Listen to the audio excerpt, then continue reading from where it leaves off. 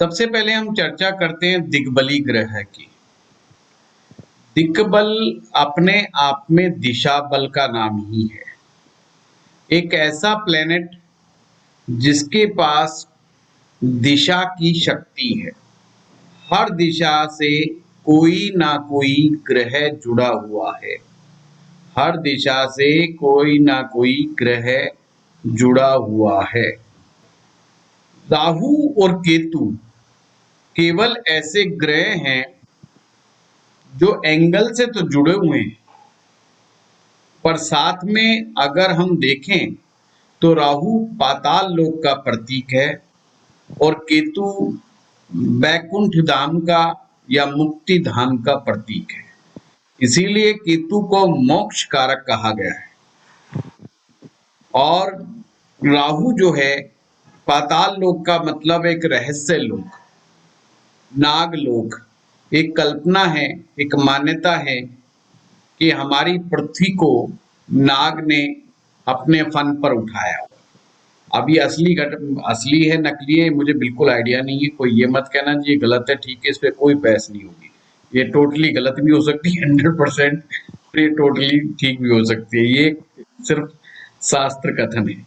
और एक मान्यता ये है कि पाताल लोक में नाग लोक भी है, जहां पर नाग नागिन ये सब लोग वास करते हैं। ये नागलोक है।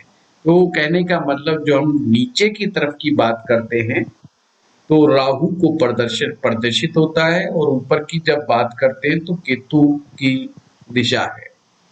इसका तंत्र शास्त्र में बहुत बड़ी रेलिवेंसी है।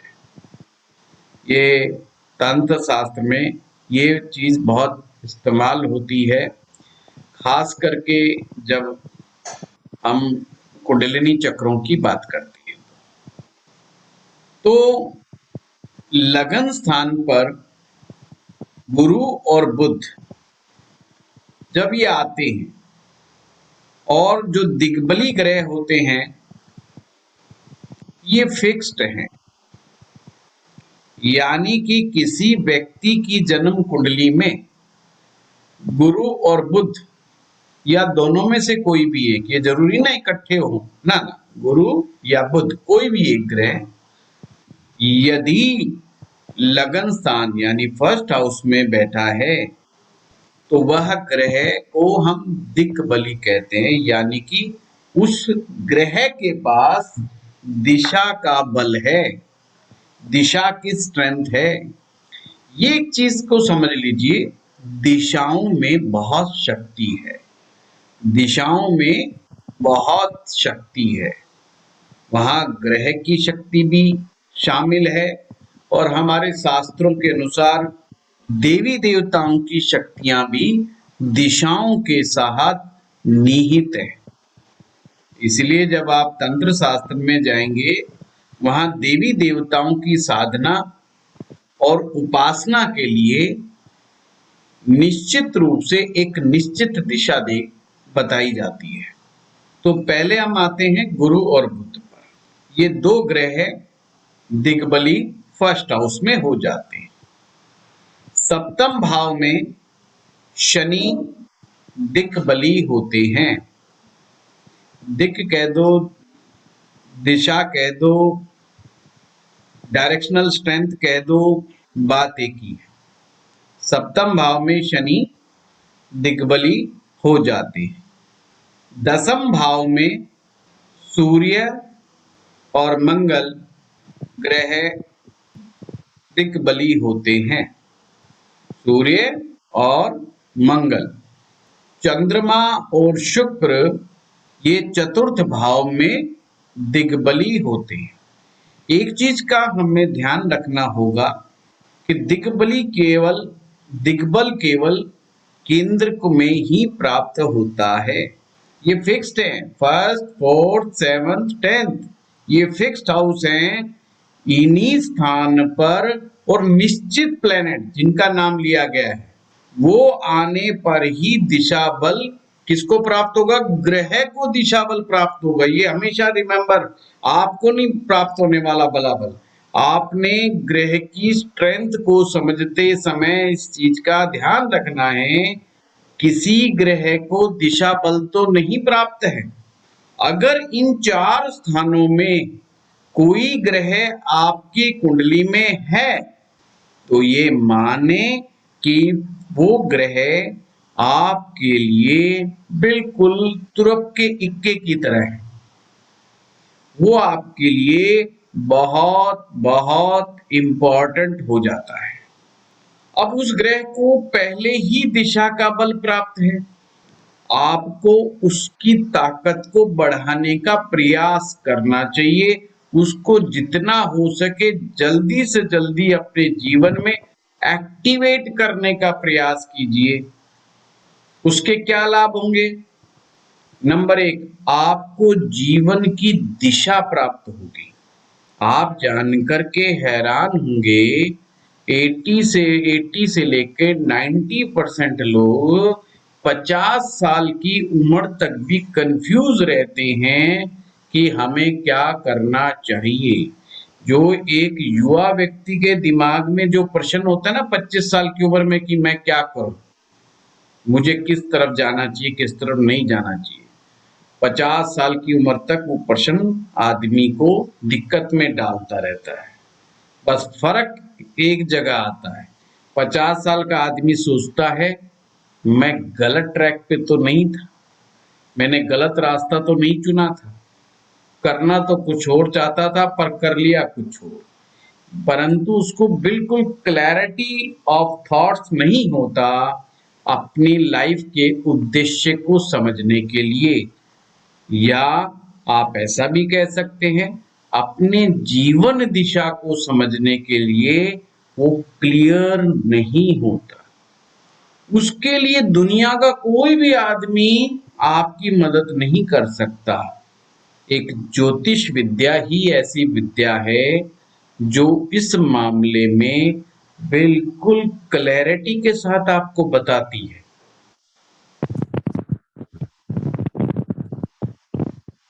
क्योंकि नंबर 1 मैंने क्या बताया, वो आपकी जीवन की दिशा को बता रही है। अगर आप उस दिशा में काम करते हैं तो एक खास बात यह है कि प्रकृति आपको साथ देती है और वह दिशा की शक्ति आपके जीवन में हेल्पफुल हो जाती है। ये बिल्कुल उसी प्रकार से है कि आप नाव चला रहे हैं और आपका दिन अच्छा है, तो आप जिस दिशा में आपकी नाव चल रही है पता चला हवा का रुख भी उसी दिशा में हो गया। तो पुरानी जो नावें होती थी जो पाल लगा के चलती थी वो उनको दिशाओं का बड़ा बेचारों के साथ एक संघर्ष रहता था कि हवा आज किस तरफ है, तो उन्हें पाल बदलने पड़ते थे, पाल बांधने पड़ते थे और दिशा के अनुसार उनको काम करना पड़ता था। पर अगर जिस दिशा में वो नाव चल रही है और उसी दिशा में हवा बह रही है तो नेचुरली उस नाव की स्पीड बढ़ जाएगी उस दिशा की तरफ। ऐसे ही एक तो फायदा ये हुआ कि उसने क्लैरिटी दी आपको जीवन में कि आपको लाइफ में करना क्या है। दूसरा, उसने दिशा की जो पावर है वो भी आपको दी, पर देगा जब आप लेंगे। ऐसे नहीं फ्री पॉकेट में कुछ मिलना, ये ध्यान रखना। दिग्बली ग्रह के साथ दिग्बली ग्रह जभी देगा जब आप लेंगे। ऐसे नहीं होने वाला कि अपने आप पड़ा पड़ा एक्टिवेट हो जाएगा। उसको एक्टिवेट करना पड़ेगा, उसको डायग्नोस करना पड़ेगा, यस कि ये मेरा प्लेनेट है, अब मुझे इसकी दिशा में काम करना है। फिर वो ये है कि आपके लिए बहुत ज्यादा हेल्पफुल हो जाएगा। और आप कोशिश ये करें कि उसको ज्यादा से ज्यादा शक्ति और दें ताकि आपके जीवन में शक्ति आ पाए, आपको शक्ति प्राप्त हो। एक और मान्यता है, अगर कोई आप व्यापार करना चाहते हैं, जॉब करना चाहते हैं और आपकी कुंडली में कोई दिग्बली ग्रह है तो कोशिश करें आपके जन्म स्थान को रेफरेंस मानकर उस दिग्बली ग्रह की दिशा में ही जाकर के आप अपना व्यापार, जॉब करें। और क्या ध्यान रखना है, अपने घर में उस दिशा को विशेष इंपॉर्टेंस देनी है। भूल करके भी उस दिशा की शक्ति को अवरुद्ध ना करें, मतलब रोकने का प्रयास ना करें। मैक्सिमम टाइम एस्ट्रोलॉजर की प्रेडिक्शंस में गड़बड़ आने के चांस क्यों हो जाते हैं? क्योंकि उसे बहुत सारे फैक्टर्स ऐसे होते हैं जो सभी फैक्टर्स का हिसाब किताब वो नहीं लगा पाता। वो मैं अभी आपको समझाऊंगा कि क्या रीजन हो जाते हैं, क्योंकि वास्तु और ज्योतिष आपस में गुथे हुए सब्जेक्ट हैं और इन दिशा बल का वास्तु में बहुत इंपॉर्टेंस है, जो आज का टॉपिक है आपका। अब आप फटाफट इन ग्रहों की दिशा को नोट कर लें ताकि आपको समझ में आ जाए कि भाई अगर किसी का कौन सा ग्रह दिक्बली है तो उसका संबंध किस दिशा से है। तो सबसे पहले सूर्य से शुरुआत करें। सूर्य की जो दिशा है वो पूरब है, शनि की दिशा पश्चिम है, बुध की दिशा उत्तर है और मंगल की दिशा दक्षिण है। मैं दिशाओं के हिसाब से लिखवा रहा हूं, पूर्व पश्चिम उत्तर दक्षिण। ईशान कोण, north east corner, north east corner जिसे ईशान कोण भी कहते हैं। गुरु ग्रह की जो दिशा बल है वो ईशान में है। चंद्रमा वायव्य कोण, वायु दिशा, जो कि नॉर्थ वेस्ट के जो बीच की दिशा है वो नॉर्थ वेस्ट दिशा वायु दिशा कहलाती है। इसे वायव्य कोण भी कहते हैं। एयर, शुक्र की दिशा होती है अग्नि, यानी कि साउथ ईस्ट। दक्षिण और पूर्व के बीच की जो दिशा है वो अग्नि दिशा है। और शुक्र को बल, अगर मान लीजिए किसी व्यक्ति के 4th हाउस में शुक्र है तो उसको अग्नि दिशा का बल प्राप्त हुआ है। किसका बल प्राप्त हुआ है? अग्नि दिशा का, यानी कि दक्षिण दिशा और पूर्व दिशा। 50% पूर्व का बल और 50% जो है दक्षिण का बल प्राप्त हो गया उसको। इसीलिए ये दिशा जो होती है धन के लिए बड़ा उपयोगी मानी जाती है। अगर दुकानदार के यहाँ आप चले गए तो उसे अगर वो कहता है कि पैसा नहीं रुकता या पैसे की कमाई नहीं होती, तो उन्हें कहें कि अपना जो है गल्ला या गुल्लक जो भी है वो अग्नि कोण की तरफ कर ले। अग्नि कोण में बैठ करके पैसे गिनेंगे या पैसे रखेंगे, धन रखेंगे, तो फायर है, एक तो तेजी से चीजें होती हैं तो उनका पैसा बहुत जल्दी जल्दी आने लग जाता है। लॉ ऑफ मनी ये वहीं से आता है। अगर हम चीजों को, सूत्रों को धीरे धीरे देखेंगे तो सब सूत्र एक दूसरे से जुड़े हुए हैं। हम कहते हैं ना शुक्र धन का कारक है। शुक्र धन का कारक नहीं है, शुक्र लग्जरी का कारक है। और लग्जरी में एक प्रकार की फायर छिपी हुई है, जोश छिपा हुआ है। एकदम आदमी लग्जरी को देख करके वो जैसे ना एकदम आंखें चुंधिया जाती हैं उसकी, एक अजीबो सी फायर आती है उसके अंदर। तो ये मैंने आपको दिशाओं के बारे में बताया। अब हम फर्स्ट हाउस पे आते हैं। किसी भी व्यक्ति की कुंडली में यदि गुरु फर्स्ट हाउस में बैठा है तो उसको कौन सा बल प्राप्त होगा? बल प्राप्त होगा ईशान दिशा का, नॉर्थ ईस्ट कॉर्नर की जो दिशा है ईशान को। 4 कोने होंगे, आपने 3 कोने दिए हैं। कोई बात ना, वो राक्षस वाला कोना शुक्ला साहब हमने छोड़ दिया, नैऋत्य कोण वाला। नैऋत्य कोण, राइट। हाँ, नॉर्थ नैऋत्य वेस्ट, कोण साउथ वो वेस्ट। छोड़ दिया। अभी हम केवल उन ग्रहों की बात कर रहे हैं शुक्ला साहब, जो कुंडली के केंद्र में आके दिग्बली हो जाते हैं। इसीलिए मैंने कहा ये वास्तु वाला टॉपिक है। मेरा एक वीडियो देखना, जो मैंने वास्तु के डेमो सेक्शन में पढ़ाया था। वो बहुत बड़ा वीडियो था, 1 सवा 1 घंटे का। उसमें आपको बहुत नॉलेज मिलेगी, जो पूरी दिशाओं में दिक्पाल देवता, एंटी देवता, वहां पे बैठे हुए देवता, ग्रह देवता, वो सारा बहुत डिटेलिंग से समझाया था। दिशा चक्र पूरा का पूरा समझाया था। काल चक्र भी बोलते हैं उसे, दिक् चक्र भी बोलते हैं। तो वो पूरा मौजवानी बताया था, क्योंकि तो हमारा साउथ सिर्फ वेस्ट के स्वामी कौन है? है स्वामी तो बता दिए कि स्वामी कौन है के स्वामी साउथ वेस्ट के। हैं। South west Rahu. राहु, राहु। राहु है।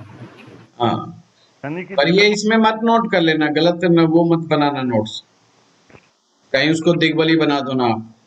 नहीं नहीं। हाँ, यानी अक्सर स्टूडेंट कर जाते हैं, तो वो नहीं करना आप लोगों ने। चलिए, सबसे पहले बृहस्पति अगर लगन पे होगा तो ईशान दिशा का बल उसमें होगा। तो मैंने क्या पॉइंट बताए थे? नंबर 1, वो आपकी डायरेक्शन को, जीवन की दिशा को दिखाता है।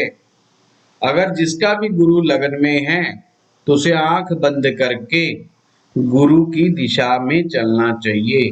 अब गुरु की दिशा की मतलब क्या है, मायने क्या है? डेफुल, अर्थात उसको गुरु मार्ग पर चलना चाहिए। गुरु मार्ग पे चलने का मतलब क्या होगा? सबसे पहले तो गुरु बनाना चाहिए। सबसे पहले गुरु बनाना चाहिए। गुरु बनेगा जब तो गुरु मार्ग पे चलेगा। अब उसका कोई गुरु ही नहीं है तो गुरु मार्ग पे कैसे चलेगा? तो उसको एक्टिवेट करने के लिए उसे गुरु बनाना चाहिए। और भूल करके भी अपने गुरु की अवज्ञा नहीं करनी चाहिए, गुरु का अपमान नहीं करना चाहिए। जिससे भी वो कुछ सीखता है, जिससे भी वो कोई लर्निंग लेता है, खास करके उसका अपमान ना करें। कोई बात नहीं पसंद आ रही तो कोई बात नहीं, साइड से निकल ले, अपमान ना। और अगर बात करना है, तर्क वितर्क करना है, बहुत ही सम्मान पूर्वक करना चाहिए।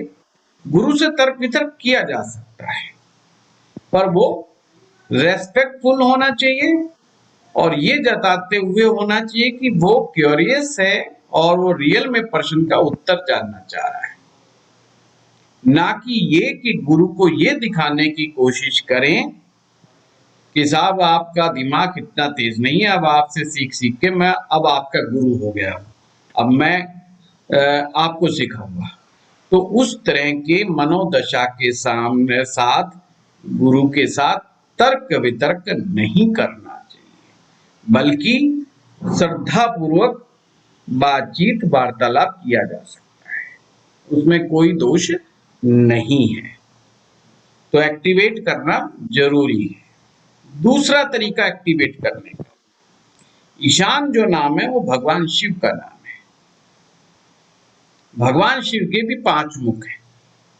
5 मुख में से जो ईशान वाला जो मुख है वो सबसे ज्यादा इंटेलिजेंट, सौम्य, शांत प्रकृति का माना जाता है।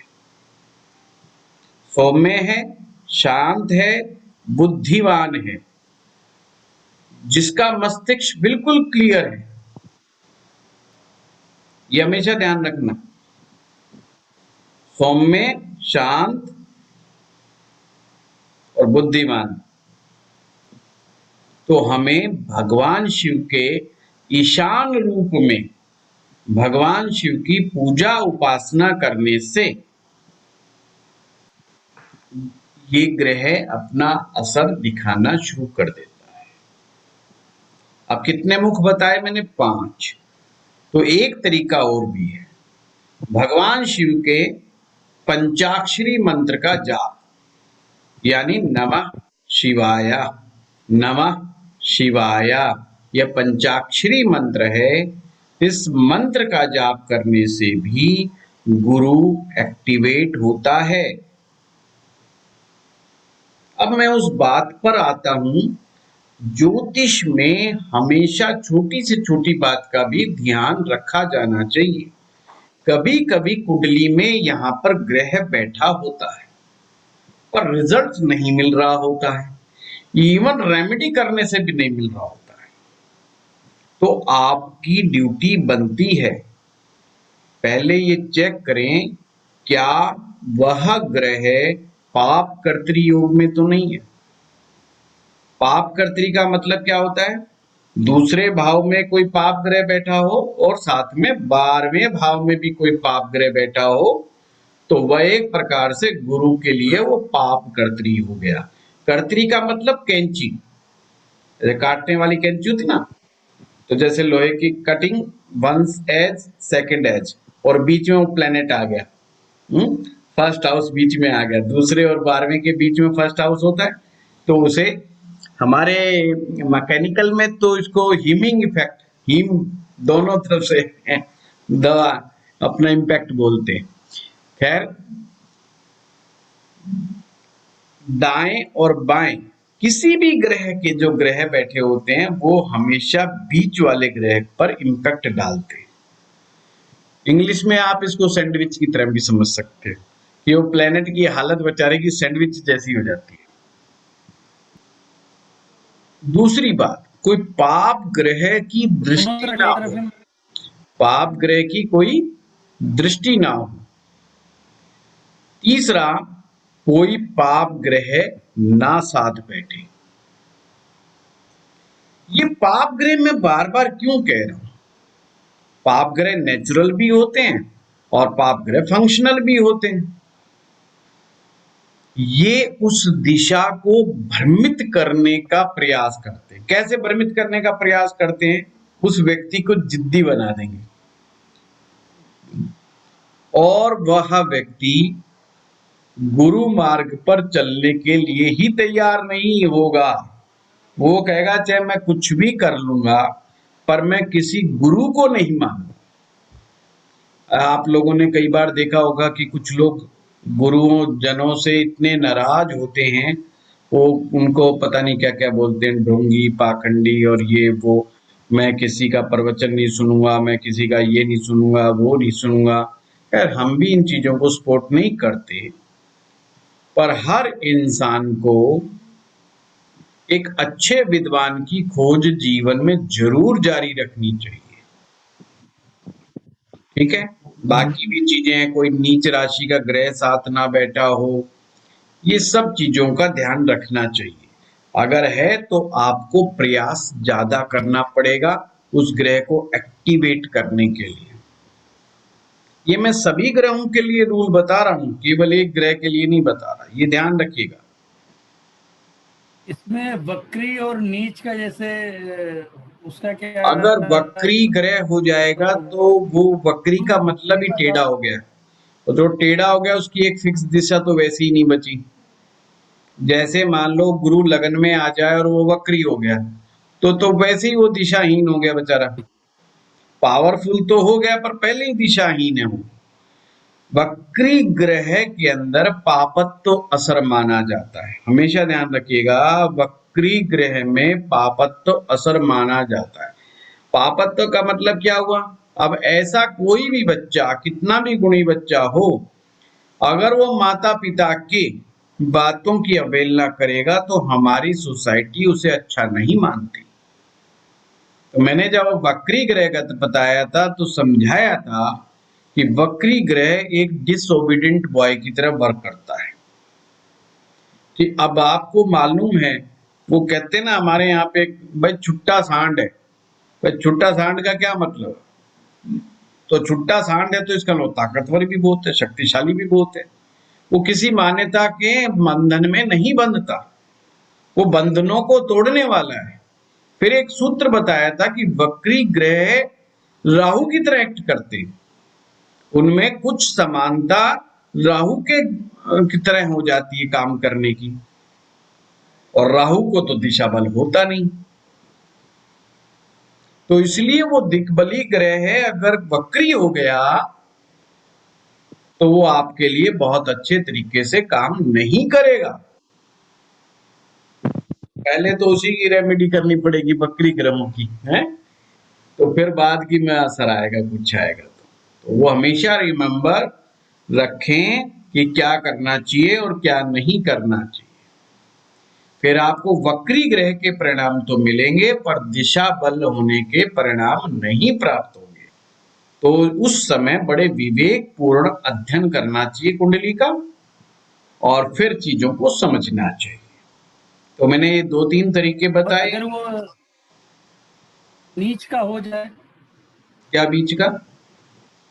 नीच का बता दिया, शनि एक ही है बात सातवें है। में और नीच कोई हो गया। वो मैंने बता दिया, नीच का हो जाए, वक्री हो जाए, ये सब दिशा बली ग्रह तो को दिशाहीन हो जाएगा। खराब करते हैं। खराब करने का मतलब पूरा रिजल्ट्स नहीं देते। वो जैसे कहते हैं ना, ग्रेड्स निकाले जाते हैं, A grade, B grade, C grade. हम किसी चीज को, क्वालिटी को कैटेगराइज करने के लिए, कैटेगरी देने के लिए हम लोग ग्रेडिंग कर देते हैं। ये ए ग्रेड का प्लेनेट है, ये बी ग्रेड का है, ये सी ग्रेड का है, डी ग्रेड का। तो ये समझने के तरीके हैं, आप भी इसकी ग्रेडिंग कर सकते हो। क्योंकि आखिर इंसान ये तो जानना चाहता है, पहले ये जानना चाहता है क्या मिलेगा, फिर दूसरा क्वेश्चन उसका साथ भी रहता है कितना मिलेगा। ये दोनों प्रश्न एक साथ जुड़े हुए हैं और दोनों प्रश्नों का आंसर पूर्ण ज्योतिष देता ही देता है। तो हाउ मच का हमेशा दिमाग में रखना चाहिए। हाउ मच का मतलब हम ग्रेडिंग कर रहे हैं कि उस प्लेनेट की क्वालिटी क्या है। पाप ग्रह बैठ गया, नीच ग्रह बैठ गया, ये बैठ गया, वो बैठ गया, सिंपल सी बात है, वो उसके ग्रेड्स को कम करता चला जाएगा। नहीं, साथ नहीं बैठा है, खुद ही तो ये जैसे वाली, शनि है ये कहाँ के, ये सातवें में वाली नीच का इसकी हो है ना? गया। हाँ, इसमें दाल नीच वाल का है होगा ना तो हमारे लिए। वो खराब हो जाता है ना। हाँ, सर्टिफिकेट है। अमृता जी, ये अपने आप को वो करो। तो इस प्रकार से अब हम बुध के ऊपर चर्चा करेंगे। बुध ग्रह जो है भगवान सर एक श्री क्वेश्चन हरि पूछूं विष्णु सर? का है। सर प्रसाद प्रसाद बोल रहा हूँ। एक क्वेरी है। जी, पाप कर्तरी आपने जो बताया, तो मंगल और सूर्य को पाप कर्तरी में पाप में ग्रहों में गिना जाएगा या क्रूर ग्रह में? मंगल, शनि, राहु, केतु ये पाप ग्रह। ओके। और अगर मंगल नीच का, अगर कोई कोई ग्रह नीच का हो पाप कर्तरी में, तो कंसिडर होता है या नहीं होता? देखिए प्रसाद जी, ये जब हर केस का सिस्टम अलग अलग है ना। मैं सभी को प्रश्न पूछने का टाइम दूंगा, जब आप उस ओके, समय रखिएगा, है ना। थैंक यू थैंक इससे ना वो पूरा का पूरा छूट जाएगा और 10 दिन लग जाएंगे मुझे दिग्बली कराते कराते। एक तो मेरी खुद की स्पीड बहुत स्लो है। बुध ग्रह, मैंने आपको दिशा बताई उत्तर दिशा, और उत्तर दिशा बताई, और बुध ग्रह के जो देवता हैं भगवान श्री हरि विष्णु, विष्णु जी का आशीर्वाद समझिए। तो ऐसे व्यक्ति को क्या करना चाहिए? भगवान श्री हरि विष्णु जी की पूजा अपने जीवन में सुबह सुबह जरूर करनी चाहिए, नियम बना लेना चाहिए। बहन, बेटी, बुआ, मौसी, इनकी सेवा करते रहना चाहिए। अगर उन्हें विष्णु जी की उपासना ना आए तो विष्णु सहस्त्र नाम ऐसे व्यक्तियों के लिए बहुत ही उत्तम रहता है।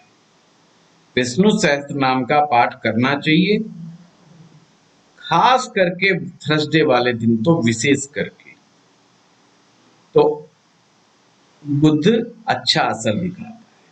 बुध के अच्छा असर बनाने का एक और तरीका है, जिनका भी फर्स्ट हाउस में बुध हो उन्हें राइटिंग करते रहना चाहिए, चाहे नोट्स बनाते रहना चाहिए। उन लोगों को आप बार बार बोलिए कि नोट्स बनाओ, वो कहे किस चीज की, जिस कोई भी विषय उन्हें पसंद हो बस उसके ऊपर नोट्स लिखें। अच्छे लिखें, बुरे लिखें, कुछ भी लिखें, और कुछ नहीं समझ में आ रहा तो उनसे राम राम राम राम राम ही लिखवाते रहो।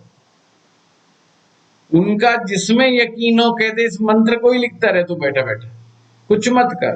रोज के 2 पेज भर, 3 भर, 5 भर, तेरे से जितना ज्यादा से ज्यादा हो। और अपनी जेब में कलम हमेशा लगा के रखे हो। कलम का मतलब पेन, अब उसे अपने घर के उत्तर दिशा को वही बड़ा सही रखना है। ऐसे ही जिसका गुरु लगन में होता है, उन्हें ईशान दिशा को बहुत सही रखना होता है।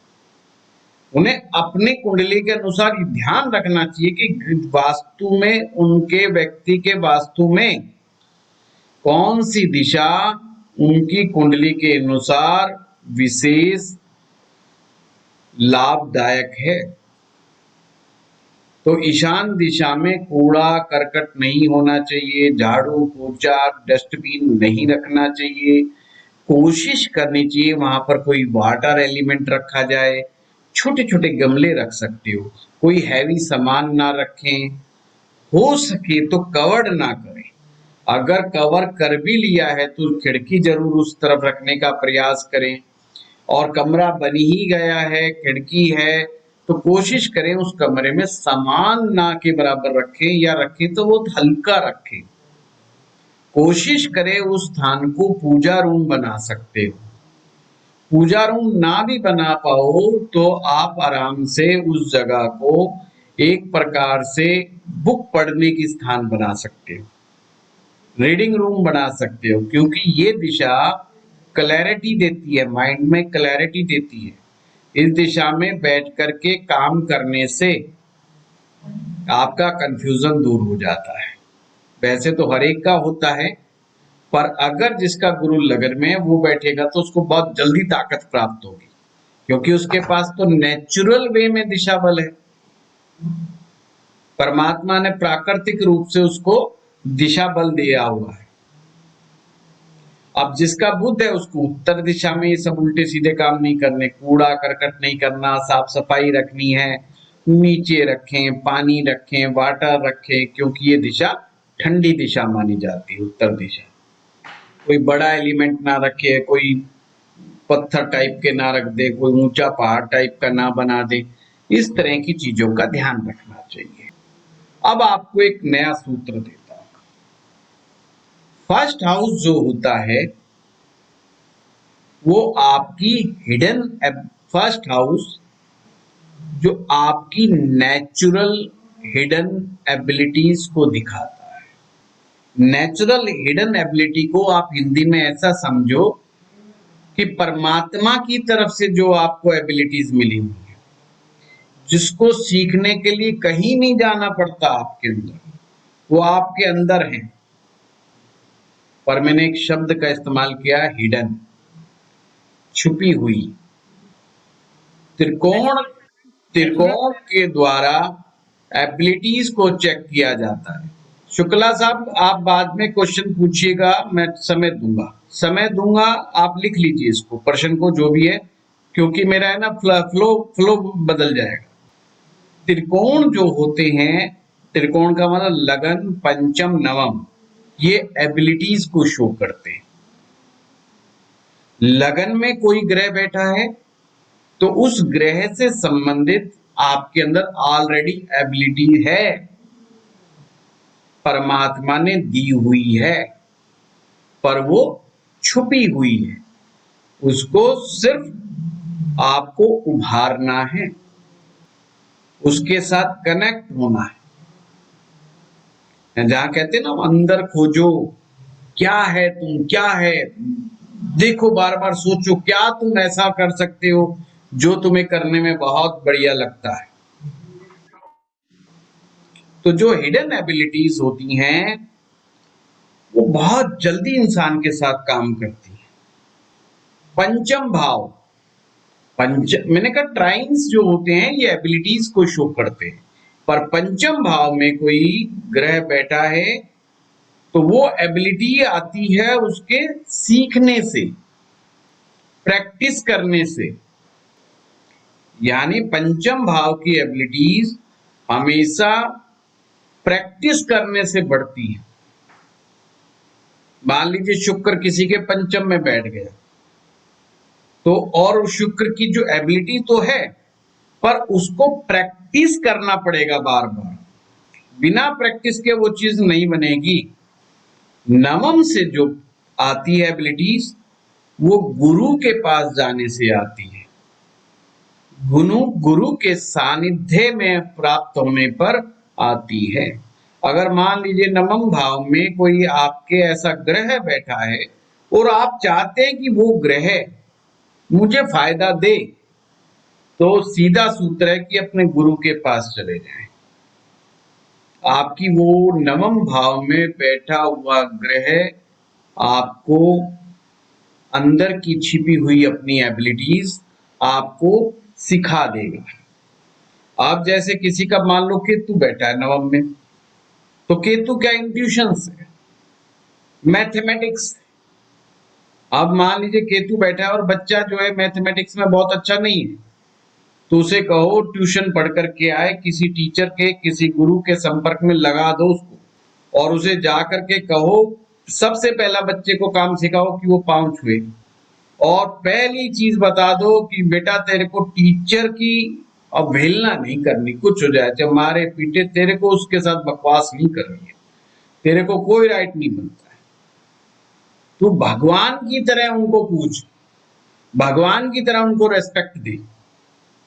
आप देखना वो लड़का मैथमेटिक्स में ना ऐसा बदल जाएगा, ऐसा बदल जाएगा, वो कहते हैं ना यू टर्न ले गया बंदा, ये तो चमत्कार ही हो गया। क्या तो बच्चा संघर्ष कर रहा था 40 नंबर लाने में, अब क्या बंदा नंबर ला रहा है 95%। तो ज्योतिष हमें यहाँ पर मदद करता है। राहु अगर नवम में बैठे वो वही तो गड़बड़ कराता है। वो क्या कराता है, वो बहुत जल्दी अपने आप को गुरु सिद्ध कर देता है और किसी को गुरु मानता नहीं। नवम भाव में राहु बैठे वो इसीलिए खराब होता है, पहली बात किसी को गुरु मानता नहीं, और कुछ थोड़ा सा सीख ले बहुत जल्दी गुरु सिद्ध हो जाता है, बिना मतलब की ईगो पैदा करके, बिना मतलब की ईगो। इसलिए राहु यहाँ पर नवम भाव में आकर के मरणासन हो जाता है। वो चलो जब मैं कराऊंगा, जब बताऊंगा। तो ये ट्राइंस का कंसेप्ट याद रखना आप, ट्राइंस का। आप चाहे उसको कहीं भी एप्लीकेबल कर लो आप। सेकंड हाउस, सेकंड हाउस आपको नेचुरल लर्निंग्स देता है। अब नेचुरल लर्निंग्स क्या है, अब छोटा बच्चा होता है तो छोटा बच्चा धीरे धीरे, उसके पास माँ बाप हैं या नहीं है, तो भी खाना खाना सीख लेता है, पेशाब करना सीख लेता है, पोटी जाना शुरू कर देता है, अपने कपड़े पहनना शुरू कर लेता है। कुछ ना कुछ अपने आप नेचुरल रूप से उसको लर्निंग आती रहेगी, सीखता रहेगा। उसके लिए जरूरी नहीं है कि उसका कुनबा है कि नहीं है, माँ बाप है कि नहीं है, और है तो बहुत अच्छी बात है।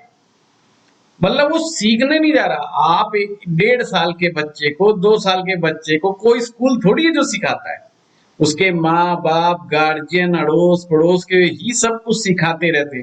मतलब उसको जबरदस्ती सीखना पड़ रहा है। आपकी लैंग्वेज वो सीखना उसकी मजबूरी है, वो नेचुरल लर्निंग्स है। आप दूसरे भाव से पंचम भाव में आ जाओ। आप दूसरे भाव से पंचम भाव गिनो, क्या आएगा? दूसरे भाव से पांचवा गिनेंगे, क्या आएगा? कौन सा भाव आएगा? फोर्थ। छठा आएगा सर, छठा। छठा आएगा, छठा आएगा। अब छठे में जाके लर्निंग्स करोगे तो कैसी लर्निंग्स होगी? कैसे लर्निंग होगी? प्रैक्टिस वाली, प्रैक्टिस, संघर्ष वाली। वहां आपको एक बॉस मिलने वाला है, जब तो नौकरी में इंसान एक्चुअली में सीखता है। जब हम शुरू में नौकरी में जाते हैं तो हमें कौन सा सारी चीजें आती हैं? हम जाकर के सीखते हैं, लर्न करते हैं। पर लर्न ऐसे नहीं हो जाता, प्रैक्टिस करते हैं उसकी बार बार बार बार बार बार। और डांट मारने वाला एक बॉस होता है ना? तो और वो हमारा भविष्य का निर्माण करता है। पंचम भाव भविष्य भाव भी है, ध्यान रखना। पंचम भाव भविष्य भाव भी है। जिस चीज की आप प्रैक्टिस करते हो, जिस चीज की आप प्रैक्टिस करते हो, वही आपका भविष्य बनाता है। इसलिए पंचम भाव प्रैक्टिस भाव है। किस चीज की प्रैक्टिस? कुछ भी सीखने की जो प्रैक्टिस आप करते हो, सीखने की प्रैक्टिस की बात कर रहा हूं मैं। जो आप एबिलिटी है आपके अंदर, उसको बार बार प्रैक्टिस करते हो, वो पंचम से आ रहा है। और वही आपकी क्या कर रहा है? भविष्य बना रहा है। इसलिए पंचम भाव क्रिएटिविटी है। अब क्रिएटिविटी का मतलब ये थोड़ी है कि आपने एक तरह की कविता लिख दी, नहीं, आपको बार बार कविताएं लिखनी पड़ेगी और एक से बढ़कर के एक लिखनी पड़ेगी। आपने एक फिल्म बना दी, उससे क्या मतलब है, चाहे वो कितनी सुपर डुपर फिल्म हो, आपको हर बार एक नई ऐसी फिल्म बनानी पड़ेगी जो पहली से ज्यादा अच्छी कामयाब है, तो ही लोग कहेंगे हाँ yes you are a real creative person. Real creative person आपको जब मानेंगे जब आप सेम रिजल्ट बार बार रिपीट करते हैं, तो आपको मानते हैं लोग, हाँ भाई आप हो। समझे कि नहीं समझे बात? आप छठे से पंचम गिनो, दसम आएगा कि नहीं आएगा? अब वो कौन सा है? 10वां क्या है? सक्सेस। कैसे आएगी? कोई मेंटर चाहिए, कोई गाइड चाहिए, आपको कोच चाहिए, कोई मेंटर चाहिए आपको। ज्योतिष जीवन के सूत्रों का संग्रह है, ज्योतिष आर्ट ऑफ लिविंग है, ज्योतिष इतनी गहराई की फिलॉसफी देता है इंसान को कि सारे सूत्र इसी में समाये हुए। इसमें सक्सेस के सूत्र भी हैं और इसमें अनसक्सेसफुल कैसे हुआ जाता है उसके सूत्र भी। अगर हम गहराई से इन सूत्रों को समझने लग जाएं धीरे धीरे धीरे धीरे धीरे, तो हम जिंदगी में बिना कामयाबी के रह ही नहीं सकते, ये मजबूरी है। समस्या हमारे साथ क्या है, जितने भी लोग ज्योतिष में आते हैं 99% लोग दूसरों को बताने में, दूसरों को समझाने के लिए आते हैं, 1% लोग समझने के लिए आते हैं। जो रियल एसेंस, और मैं चाहता हूं आप रियल एसेंस को प्राप्त करो। ये टेक्निकल भाषा समझाने वाले मार्केट में बहुत है, ये सूत्र है जी, वो सूत्र है जी, वो सूत्र और रट्टा मरा देंगे आपको कि ये हो गया जी, वो हो गया, फलाना हो गया। पर डेप्थफुल चीजों को कैसे समझे, जीवन की फिलॉसफी को कैसे समझे? ज्योतिष जीना सिखाता है, ज्योतिष रहस्यों को उजागर करता है। और ऋषि ने ये सूत्र लिखे हैं तो कुछ तो मकसद होगा, ऋषि ने कोई ऐसे ही थोड़ी ना लिख दिए होंगे भाई वो तो ऋषि थे, ध्यानी थे। हम तो उनके बताए गए सूत्रों को केवल मात्र समझ ले, वही हमारे लिए तो जीवन कामयाब है। उनको समझ लेना ही हमारी कामयाबी है। नया लिख देना वो तो खैर बहुत बड़ी बात हो गई, नया लिखना, लेकिन ऋषि तुल्य की बात हो जाती है, ऋषि तुल्य होने की बात आ जाती है। ठीक है, तो आपको मैंने ये सब चीजें बताई दिग्बली के बारे में। इसी प्रकार से हम आते हैं सूर्य के 10वें भाव में। क्या ध्यान रखना है? फिर वही सूत्र, सेम रिपीटिशन। पूर्व दिशा का विशेष ध्यान रखना है, पूर्व दिशा का विशेष ध्यान रखना है। सूर्य को भगवान की तरह मानना है, सूर्य को भगवान की तरह मानना है। अब भगवान की तरह मानने का क्या मतलब है? हम भगवान को मानते तो हैं, हम भगवान को श्रद्धा भाव तो व्यक्त करते हैं, पर उनसे गुण नहीं लेते। आपको जानकर के हैरानी होगी, सनातन धर्म में मूर्ति पूजा क्यों? क्योंकि मूर्तियां हमें याद दिलाती हैं किसी विशेष गुणों की, और वो मूर्तियां हैं कुछ चरित्रों की जो हमारे महान प्रमाणिक ग्रंथ हैं, उसमें जो करैक्टर हैं उनकी मूर्तियां हमारे सामने होती हैं, जिनको हम देवी देवता बना करके पूजते हैं। और वही देवी देवता की हम साधना करते हैं, उपासना करते हैं। और उपासना करने का मतलब ही क्या हुआ, तात्पर्य क्या हुआ कि हमें उनके गुण प्राप्त हो जाए। एक्चुअली हमारा ऑब्जेक्टिव देवी देवताओं की साधना करने का होता है कि हमें उनके गुण प्राप्त हो जाए, हम में भी उनके जैसे गुण आ जाए।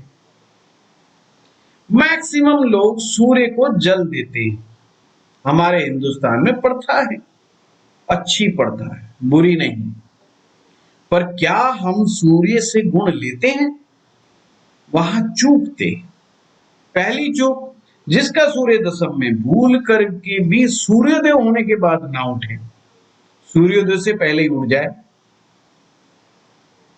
जैसे सूर्य पंक्चुअल होता है, वैसे ही अपनी लाइफ में पंक्चुअलिटी को ले आए।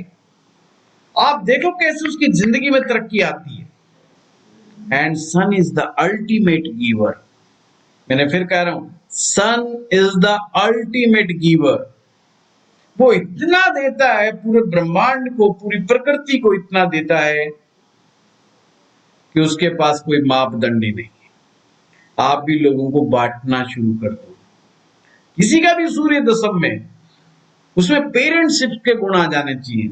सन इज द नेचुरल पेरेंट्स, उसमें पिता के गुण नेचुरल में, नेचुरल पिता है वो, नेचुरल फादर है वो। कभी मत घबराइए जिम्मेवारी उठाने से। और नेचुरल पिता है तो नेचुरल वो किंग भी है, और किंग कभी भी जिम्मेवारी उठाने से नहीं घबराता। और ध्यान रखिए, राजा वही बनता है जो जिम्मेवारी उठाना जानता है। हर कोई संसार में राजा नहीं बन सकता। सुरेन जी, हम चलित कुंडली को कभी डिस्कस नहीं करते, ना ही मानते। तो राजा की तरह वो अपने आप को बिहेव करेगा तो सूर्य उसको बहुत देगा। पूर्व दिशा का बल बहुत बड़ा बल है। ये पब्लिक डीलिंग की दिशा है, पब्लिक रिलेशंस की दिशा है पूर्व दिशा। सूर्य मंत्रों का जाप करें, वैदिक मंत्रों का जाप करें, गायत्री मंत्र का जाप करें, और कर्म को ही पूजा माने। सूर्य भगवान कर्म के साक्षी देवता माने जाते हैं। इसलिए हम लोग सभी कर्म, जो हमारे लोक व्यवहार से लेकर के जीवन पालने करने तक जो भी कर्म हैं, वो हम दिन में करते हैं। सब लोग अपने अपने कामों में जुट जाते हैं सूर्य देव के। और कब तक कामों में जुटे रहते हैं?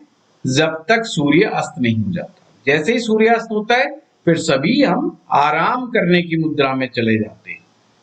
तो सूर्य से हमें बेस्ट रिजल्ट मिलते हैं। इसी प्रकार से दक्षिण दिशा, मंगल की दक्षिण दिशा, दक्षिण दिशा हैवी होनी चाहिए, मजबूत होनी चाहिए। तो जिनका भी मंगल दशम भाव में है, पहली बात तो अगर उनको जिंदगी में दक्षिण दिशा का मकान मिल जाए तो कोई उनको नेगेटिव असर नहीं करता। हाँ, अपने घर की दक्षिण दिशा में जरूर उन्हें हैवी सामान रखना चाहिए। अब मंगल का क्या गुण है? हम कहते हैं ना, मंगल की दिशा में चल दो। भाई, मंगल का गुण क्या है? मंगल का जो गुण है वो किसी हारे हुए व्यक्ति का सहारा बनने का गुण है। कोई जो वंचित है, जो कमजोर है, उसका सहारा बनने का गुण है मंगल में। जभी तो हम हनुमान जी को याद करते हैं। जिसके साथ अन्याय हुआ उसके साथ खड़ा होने का गुण मंगल का गुण है। मंगल बलवान ग्रह है, बली ग्रह है, पहलवानों का ग्रह है, ब्रह्मचारियों का ग्रह है। तो पहलवानी जरूर करनी चाहिए।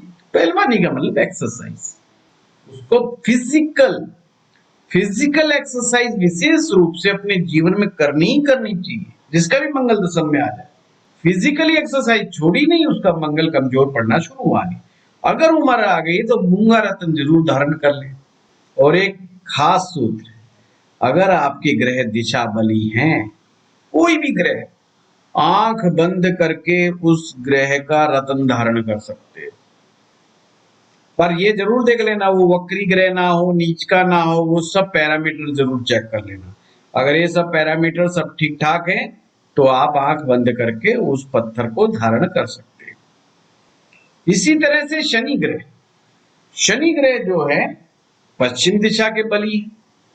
अब जिनका शनि सप्तम भाव में हो, अब शनि मेटलिस्टिक प्लेनेट है, मेटलिज्म को बहुत ज्यादा शो करता है, डेडिकेशन को, डिवोशन को, कंसिस्टेंसी ऑफ वर्क को दिखाता है शनि।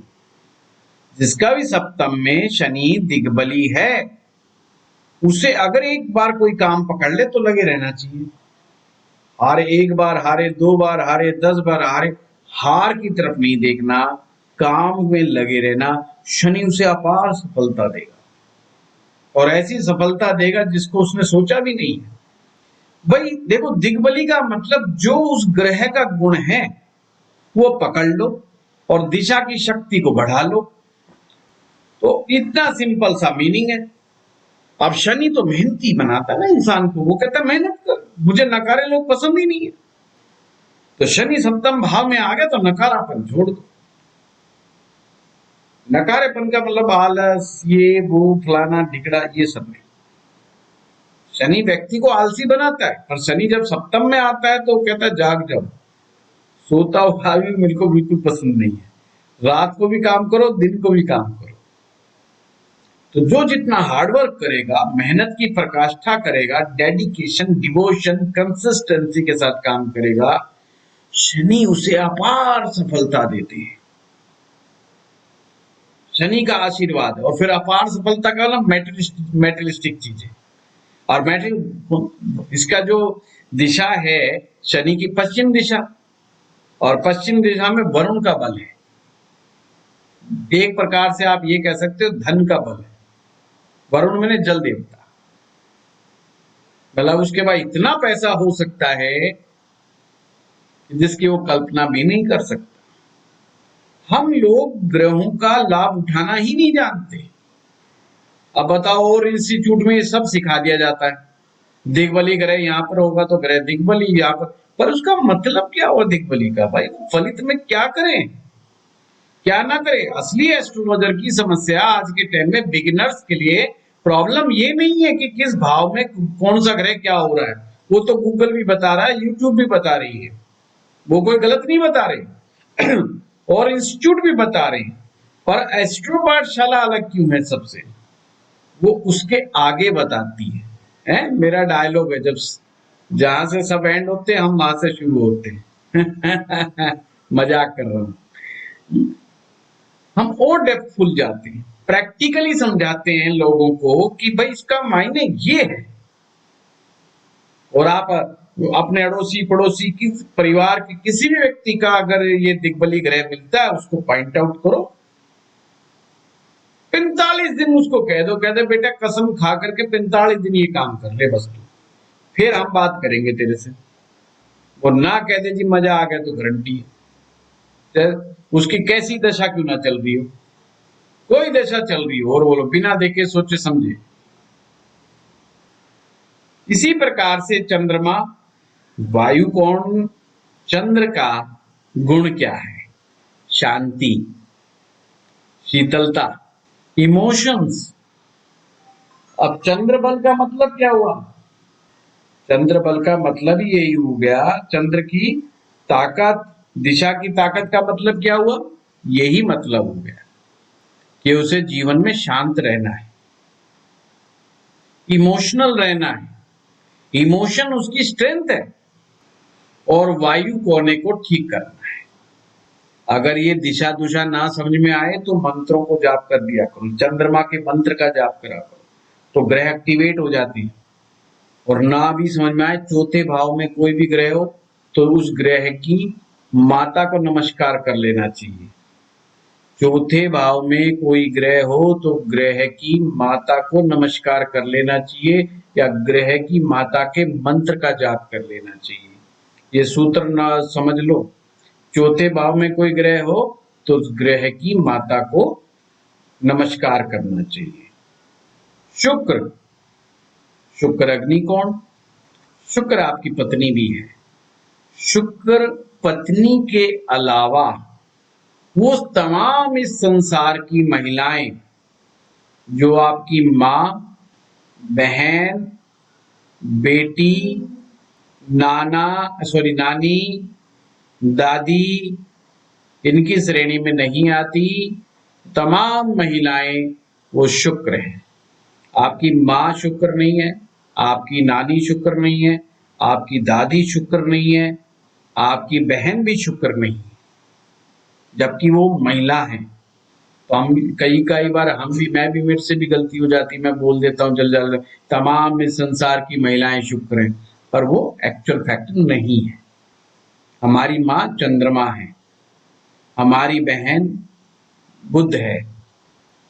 तो शुक्र जो है या तो अपनी पत्नी है या अन्य महिलाएं जिनकी उम्र यंग एज है, जो क्योंकि जो बुजुर्ग महिलाएं होती हैं वो हमारी माँ के समान हो जाती है, मातृ तुल्य हो जाती है।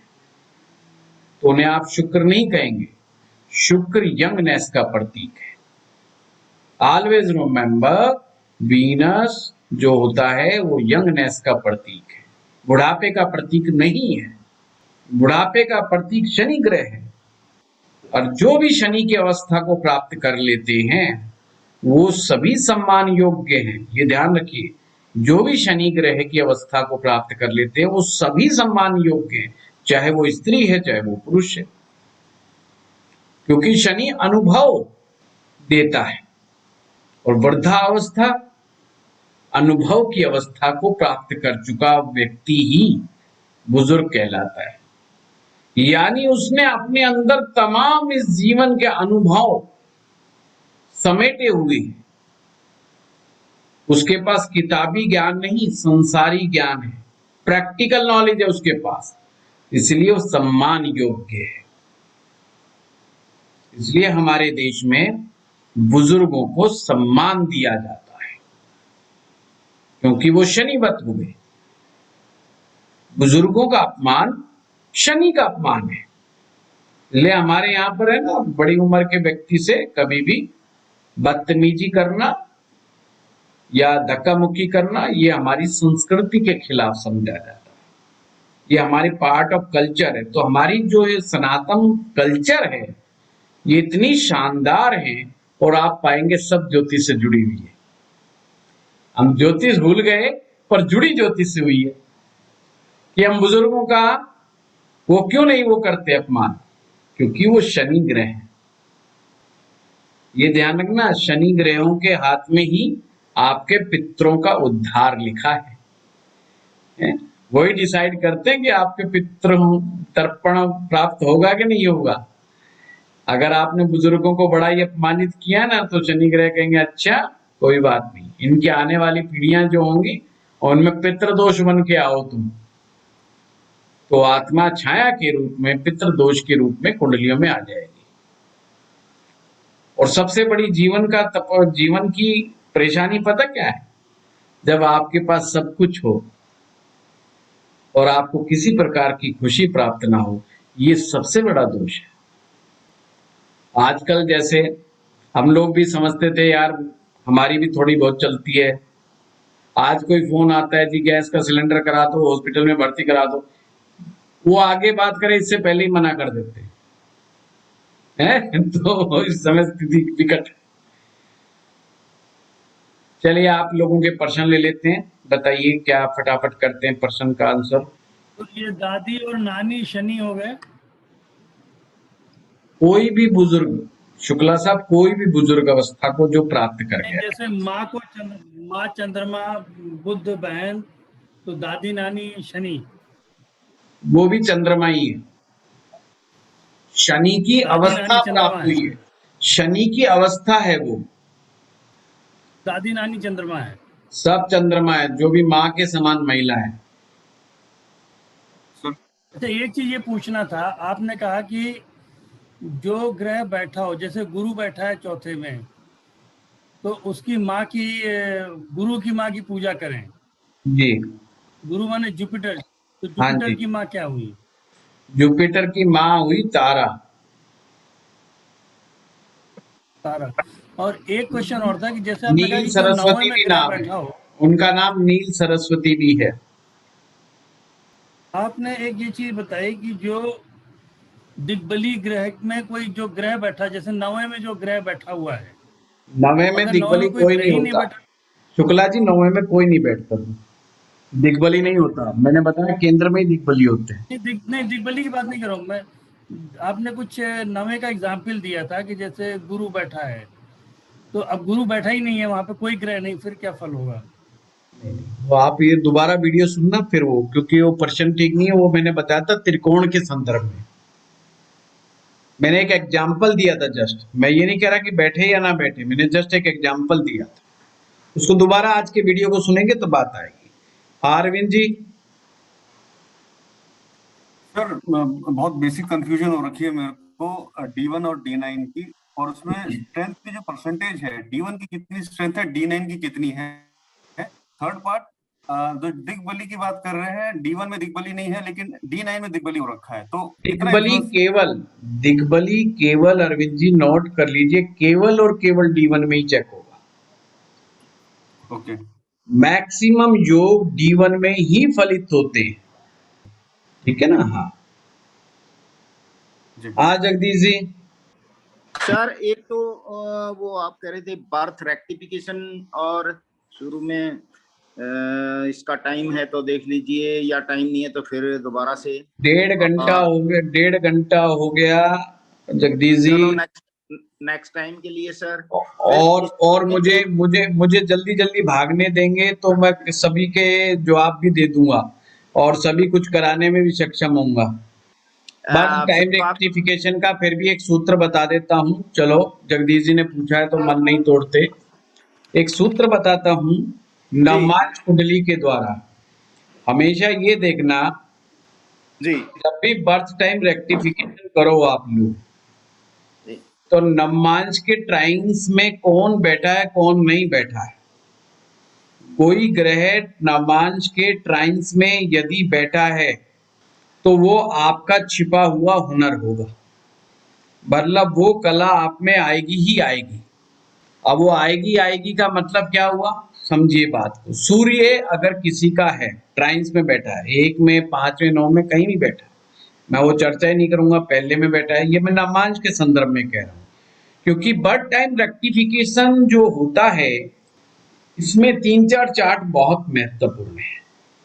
D9 चार्ट महत्वपूर्ण है, D10 चार्ट महत्वपूर्ण है और D60 चार्ट बहुत महत्वपूर्ण है।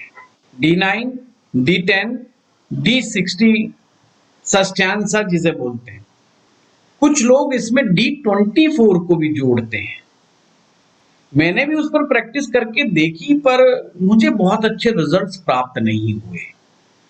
हो सकता है ये मेरा अज्ञानता हो उस विषय पे, कुछ समय बाद मुझे रिजल्ट प्राप्त हो जाए तो मैं डिनाई नहीं कर सकता उस चीज को। क्योंकि बर्थ टाइम रेक्टिफिकेशन में हर व्यक्ति के अलग अलग ऑब्जर्वेशंस हो सकती हैं।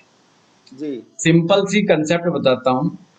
जी जो भी आपका राशि चार्ट है, यानी कि जो भी आपकी लगन कुंडली है, जो भी आपका लगन है, सबसे पहले D10 चार्ट को का जो लगन होगा वो आपके D1 के केंद्र का ही होना चाहिए। फॉर एग्जाम्पल, अगर मेष लगन की कुंडली है तो मेष लगन के केंद्र कौन बने, नंबर 1, नंबर 4, नंबर 7, नंबर 10। तो उनका D10 चार्ट का जो लगन होना चाहिए वो या तो मेष का होना चाहिए, या कर्क का होना चाहिए, या तुला का होना चाहिए, या मकर का होना चाहिए। अब D60 चार्ट को भी आप ऐसे ही ले आओ। D60 चार्ट का लगन भी वही होना चाहिए जो आपके केंद्र है, D1 का केंद्र है। और वो मेष वालों का तुला भी हो सकता है, कुछ भी हो सकता है। तो अगर नहीं है तो उसको टाइमिंग को आगे पीछे करके देखो, 2 मिनट, 1 मिनट, 3 मिनट, 5 मिनट आगे पीछे पीछे कर करके देखोगे आप, तो D60 चार्ट, D10 चार्ट और D1 चार्ट जब बिल्कुल सही अलाइनमेंट में आ जाए, पहला रेक्टिफिकेशन का तरीका बता रहा हूं, तो समझ लीजिए 60 to 70% तो आपने गढ़ जीत लिया। अब इसी बात को मैं 10 क्लास में भी समझा सकता हूँ, ये भी मेरी काबिलियत है। बर्थ टाइम रेक्टिफिकेशन का एक कोर्स भी चला सकता हूँ, ये मेरी छिपी हुई प्रतिभा है जगदीश जी। जी ये मेरी छिपी हुई प्रतिभा है? तो बस मुझे तो एक इतना से समझा दीजिए, प्रैक्टिकल यूज कर लूं मैंने तो क्या क्या करना।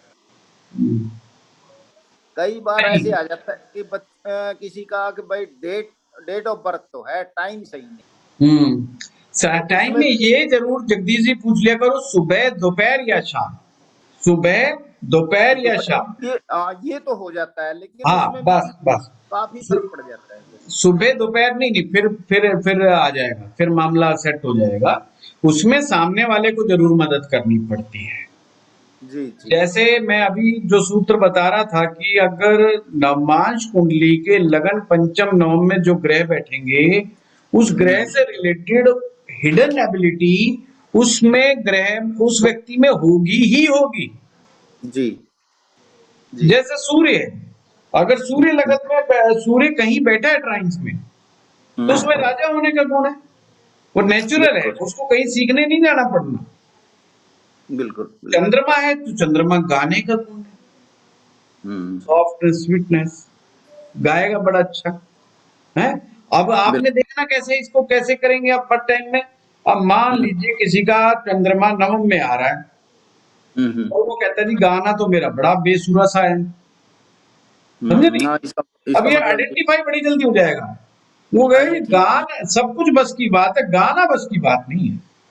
अब जिसको नहीं आता नहीं आता, अब मुझसे कह दो गाओ, अरे नहीं यार ये बस की बात नहीं है। एक्टिंग करो तो कर लूंगा, पर ये बस की बात बिल्कुल नहीं है गाना। तो क्या होगा, ये समझ में आ गया कि वो नवम में नहीं है चंद्रमा, या तो दसम में या अष्टम में। तो टाइम रेक्टिफाई हो गया भाई, अब इसको लेके आओ, इसको तो अष्टम में लेके आओ इसको, समझे बात को। तो कोई ना कोई ग्रह ऐसा फंस जाएगा। तो ऐसे ही कुछ केंद्र के सिम्टम्स हैं, कुछ त्रिकोण के सिम्टम्स हैं नवमांश में, तो नवमांश को एक्यूरेट किया जाता है। और फिर नवमांश के साथ ही जब नवमांश में बहुत सारी चीजें मिलने लग जाती हैं आपकी, तो फिर आपको देखना पड़ता है D10 चार्ट को सेट करो, D60 को चार्ट को सेट। अब आपकी मैरिड, अब आपको किस ग्रह से नुकसान सबसे ज्यादा हुआ है दशाओं में, तो उस व्यक्ति का क्या देखो, नवमांश में 12वें भाव में कौन सा ग्रह बैठा हुआ है। नवमांशा के 12वें भाव में जो ग्रह खराब बैठेगा वो खराब हो जाएगा बिल्कुल, मतलब वो अच्छे रिजल्ट नहीं देगा अपनी दशाओं में, वो गड़बड़ा जाएगा सारा का सारा। बिल्कुल बिल्कुल जी। तो ऐसी बंदे की अब दशा, मान लो किसी का सूर्य 12वें में बैठ गया, नवमांश की बात करो, नवमांश के सूर्य 12वें में बैठ गया। अब आप उसकी दशा को चेक करो, जब सूर्य की दशा आई थी उसकी पूरी महादशा को चेक करना, क्योंकि टाइम तो उसका सेट है नहीं, तो दशा तो आगे पीछे होगी। तो अमूमन एक अप्रोक्सीमेट, यार तेरा इतने से लेके इतने तक का क्या समय रहा था तेरा, वो यार बड़े बकवास समय था, ये था, वो लॉस हुआ मेरा, फलाना हुआ ढिकड़ा हुआ। तो आप मान लेना भाई ये सूर्य इसका 12वें में ही है। कोई भी ग्रह, मैं एग्जाम्पल के तौर पे समझा, कोई भी ग्रह अगर दसम भाव में बैठा है, वो आपकी रोजी रोजगार में जरूर जरूर आएगा ही आएगा उसका पुट। जैसे मेरे नवमांश में दसम भाव में गुरु बैठा है, तो रोजी रोटी को जोड़ा ना गुरु ने। मेरी पहली जॉब एज ए टीचर, थोड़े दिन 1-1.5 साल का समय मेरा ऐसा जरूर रहा, 1.5-2 साल का, जो मेरा कंपनी का हिसाब किताब था और जहां मैं एज ए टीचर नहीं था। बाकी मैं जब से हूँ टीचर ही, क्लास में था, पढ़ता था, जब मॉनिटर था, बाद में टीचर। तो डांट मारने का हुनर जगदीश जी मेरे अंदर बचपन से ही है। नहीं यार, तो गुरु, ये मैं नहीं कह सकता। नवमांश कुंडली में दसम में गुरु बैठने से गुरु के साथ, गुरु के काम से रिलेटेड मुझे जोड़ दिया, जाने अनजाने में सही, पर जुड़ा मैं गुरु के काम से। जबकि बाई क्वालिफिकेशन इंजीनियर होते हुए भी मुझे टीचर बनाया। भाई ज्योतिषी तो बहुत है मार्केट में, पर टीचर वो स्पेशल होता है। तो हम टीचिंग का काम कर रहे हैं तो हम टीचर हो गए। तो गुरु का लुक आए, गुरु आए ना। अब जिसका दसम भाव में बुध आ जाए, गुरु आ जाए, ये कुछ ऐसे ग्रह हैं जो व्यक्ति को टीचिंग एबिलिटी देते हैं। बुध भी टीचिंग एबिलिटी देता है, नो डाउट। गुरु और सूर्य दोनों आ जाए तो, गुरु और सूर्य आ जाए तो पहली बात तो सूर्य जो होता है ना, उसमें बॉस बनने की काबिलियत देता है, व्यक्ति को बॉस बनाना चाहता है, और वो चाहता है कि मैं ऐसा काम करूं जिसको मैं आदेश दे सकूं, लोगों को ऑर्डर दे सकूं मैं। कॉलेज का वीसी बन जाएगा। ठीक बात। अब नवमांश के चौथे भाव में बैठा हुआ ग्रह ये सुख देता है। अगर उस व्यक्ति से पूछो शादी के बाद क्या हुआ, सुख मिला या दुख मिला, तो चौथे भाव को पकड़ लेना। नवमांश को सेट कर लो उसकी लाइफ से, और फीलिंग फैक्टर से सेट करना, इवेंट से नहीं। जो वो ज्योतिषी जो कहते हैं हम इवेंट से चीजें बताते हैं, वो मार्केटिंग का 100% जो है ना वो स्टंट है। इवेंट्स निकालना एक प्रकार से नेक्स्ट टू इम्पॉसिबल हो जाता है। सिर्फ आप एक अंदाजा लगा सकते हो। सबसे बेस्ट तरीका है उसके अंतर मन के अंदर वो कैसा सोचता है, किस चीज को लेके क्या फील करता है, ये बेस्ट टेक्निक है। भाई एक व्यक्ति है जिनकी मैरिज लाइफ ठीक चल रही है, पर आपके अनुसार ठीक चल रही है, हाँ झगड़ा भी नहीं कोई, पर वो व्यक्ति अंतर मन में क्या सोच रहा है अपने वैवाहिक जीवन के बारे में, ये किसी को नहीं पता, पर वो जानता है। आपकी नवमांश कुंडली पति पत्नी की हिडन कुंडली है। दोनों के संबंध का एक तरह से हिडन चीजें हैं उसके अंदर सारी की सारी, जो आपको बाहर से नहीं दिख रही। पति पत्नी का जो संबंध है बाहर से कहां से दिखता है? D1 से। दो पति पत्नी आपस में कैसे हैं? बाहर से दिखने में, यानी लड़ाई करते हैं कि झगड़ा करते हैं कि प्यार से रहते हैं, ये D1 चार्ट दिखाएगा, ये D9 नहीं दिखाएगा। पर दोनों एक दूसरे के प्रति कैसा सोचते हैं वो D9 बताएगा। दोनों के संबंध कैसे हैं वो D9 बताएगा। अब D9 चार्ट जो है उसके हर वर्ग कुंडली के, जब आप वर्ग कुंडली सीखते हैं तो कारक होते हैं वर्ग कुंडलियों के। वो D9 चार्ट का पहला कारक जो है वो गुरु होता है और दूसरा कारक शुक्र होता है। तो दो कारक ग्रह हैं। अब मान लो किसी का शुक्र ग्रह जो है 12वें में चला गया नवमांश कुंडली में, पहली बात तो ब्याह ना होके दे, और ब्याह हो गया तो ब्याह ना चल के दे। पर अगर आपको वो कह रहा है नहीं मेरी मैरिज लाइफ तो बहुत अच्छी है, मैरिज लाइफ मेरे तो अभी तक 10 साल हो गए, 15 साल हो गए, तो तुरंत समझ जाना चाहिए नवमांश है गलत है। या तो ब्याह ही नहीं होगा या ब्याह चल के नहीं देगा। तो ये कुछ ऐसे सेट फार्मूले बर्थ टाइम रेक्टिफिकेशन का, मतलब बर्थ टाइम की रेक्टिफिकेशन करते समय जगदीश जी हमें रखने पड़ते हैं, जिससे हमें समझ में आ जाए यार मामला कहाँ जा रहा है, ये नवमांशा सही बना कि नहीं बना। और गुरु, अगर गुरु उसका धर्म है, उसकी स्पिरिचुअलिटी है। एक आदमी कहता है जी मैं अरविंद पराशर जी की तरह मैं तो प्रोफेसर हूं, अब इसका मतलब तो गुरु उसका ना कुंडली में, नवमांश कुंडली में अच्छा होना ही चाहिए, वो केंद्र में या त्रिकोण में होना चाहिए, या स्वराशि का या उच्च का होना चाहिए, या इनके साथ उसके संबंध होने चाहिए। त्रिकोण के साथ, केंद्र के साथ संबंध होने ही चाहिए। अगर वो कहते हैं जी अष्टम में चला गया गुरु तो नवमांश में, इसका मतलब मामला गड़बड़ है, ये नवमांश गड़बड़ है। या छठे में चला गया नवमांश गड़बड़ है, या 12वें में ही चला गया, भाई नवमांश गड़बड़ है। नवमांश गड़बड़ है तो इसका मतलब है कुंडली ठीक नहीं है। नहीं, नवमांश को सेट करो जगदीश जी, फिर टाइम का हेर फेर करना पड़ेगा आगे पीछे, ये है एक्सरसाइज वाला काम। जी जी है ना। मैंने पुस्तक से पढ़ा था लेकिन मुझे समझ नहीं लगा ये। लेकिन आपकी जो वीडियो आई तो फिर उस दिन मुझे ध्यान आया कि जब भी कभी मौका मिला तो मैं ये सवाल जरूर पूछूंगा। मेरी कौन सी वीडियो आ गई? मैंने तो आज तक बर्थ टाइम रेक्टिफिकेशन। उर्मी जी ने एक इंटरव्यू लिया था आपने से। ये उर्मी जी हो गए, प्रताप जी हो गए, ये दो लोग ऐसे हैं जो सिर्फ मुझे फंसाने का काम करते रहते हैं। नहीं अभी देखो, अभी मैं क्लास छोड़ के जा रहा था, जगदीश जी ने एकदम ट्यून कस दिया, मैं लग गया जोश के साथ। ये 12,000 के फार्मूले, जगदीश जी 12,000 के फार्मूले 5 मिनट में निकलवा लिया आपने। प्रताप इससे तो मैं कोर्स चलाता बर्थ टाइम रेक्टिफिकेशन का पूरे 6 महीने। सर एक छोटा सा सवाल नहीं सर, एक इंफॉर्मेशन दे दीजिए। जैसे जुपिटर की माँ आपने बताया तारा और नील सरस्वती, तो बाकी से सबका तारा नाम ही जो है नील सरस्वती का है, वो है ना सर। बाकी प्लैनेट सबका सर प्लीज बता दीजिए। अरे फिर आगे क्या कर पूछोगे मेरे से? मेरे पास तारा रहने दो, मेरे पास बता भी रहने दो। सूर्य की मातंगी माँ होती है, चंद्रमा की माँ भुवनेश्वरी होती है।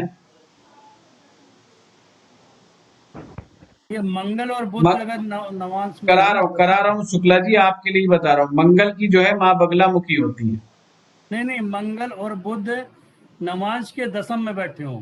अब बैठने दो शुक्ला जी, एक चीज शुक्ला जी, पूरा होने दीजिए अब ना। शुक्ला जी अब बैठने दो, जहाँ बैठ गए सो बैठने शुक्ला जी, दो, एक चीज आप पूरा अपन होने नहीं रोक सकते उन्हें। जो बात हुआ शुक्ला जी बाद में प्रतिक्रिया करें आप। कहाँ थे हम प्रताप जी? सूर्य जी सर, चंद्र मंगल मंगल, की माँ बगलामुखी गुरु की है नील सरस्वती, जी, शुक्र की माँ कमला,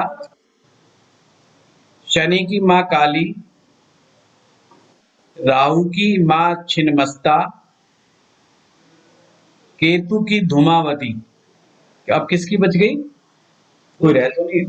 बुध की षोडश त्रिपुरा सुंदरी, 16 वर्षीय सिंदूरी सुंदरी, इन्हें राज राजेश्वरी भी कहा जाता है।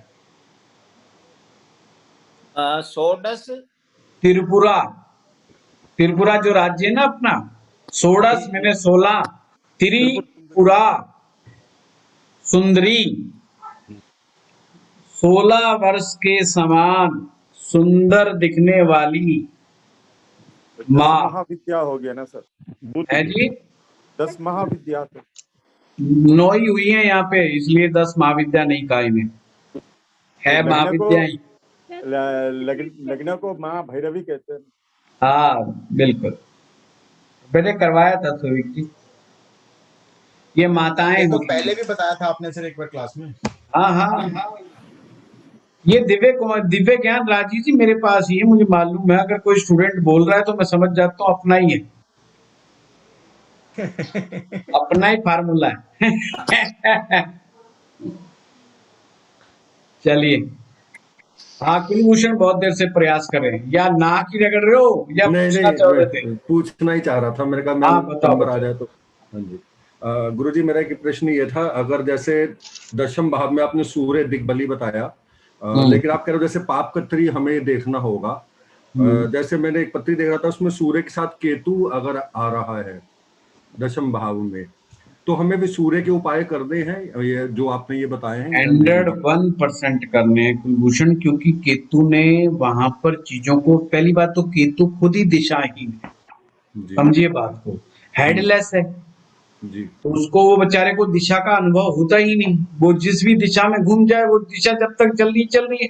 आप ऐसे इमेजिन कीजिए एक व्यक्ति जिसकी गर्दन को काट दिया गया है, अब वो घूम रहा है, तो उसे दिशा नहीं पता है, और वो सूर्य के साथ, सूर्य का मतलब most discipline planet in solar system, most discipline planet, और उसके साथ एक ऐसा प्लेनेट बैठ गया, पर वो इतना शक्तिशाली है कि उस पर इम्पैक्ट बनाए बगैर रह नहीं सकता, इम्पैक्ट आएगा ही आएगा। कौन सा इम्पैक्ट? Negative impact. किस तरह का impact? Negative Mars, Ketu act as a negative Mars.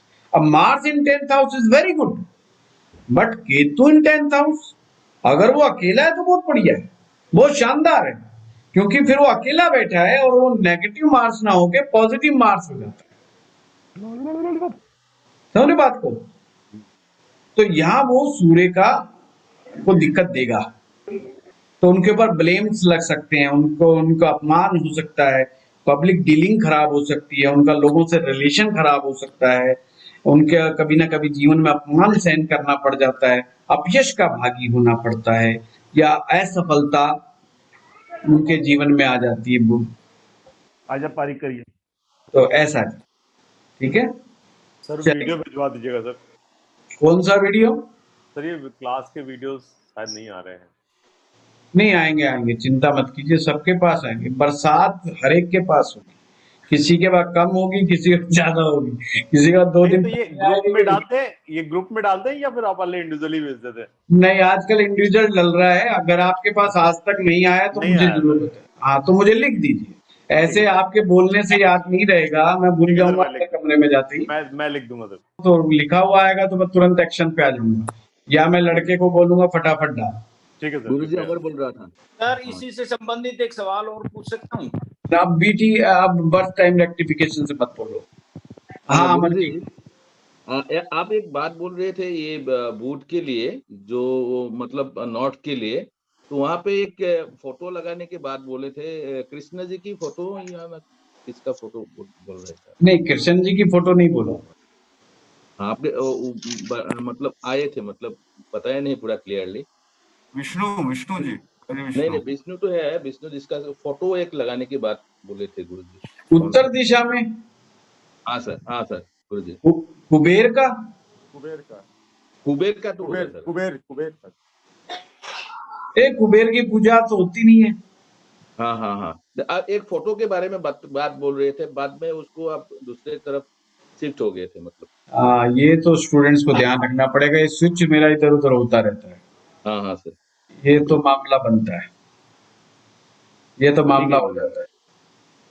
नहीं, सर ने कहा था, एक बात कही थी कि पहाड़ जैसा कुछ नहीं बनाना है, मतलब कोई तस्वीर जिसमें पहाड़ हो वैसा नहीं करना है। हरियाली रख सकते हैं, बहता हुआ जल की तस्वीर रख सकते हैं, लेकिन कोई भारी भरकम चीज या पहाड़ नहीं हो उसमें। हाँ, यही अमल, ठीक है। हाँ प्रवीण जी कुछ कह रहे हैं? नॉर्थ ईस्ट के लिए नहीं सर, यही वीडियो क्लियर नॉर्थ ईस्ट के लिए बोला था गुरुजी ने, नॉर्थ ईस्ट के लिए। चलिए दोबारा वीडियो देखिएगा, ठीक है। धन्यवाद आप सभी का, बहुत बहुत धन्यवाद। प्रणाम सर।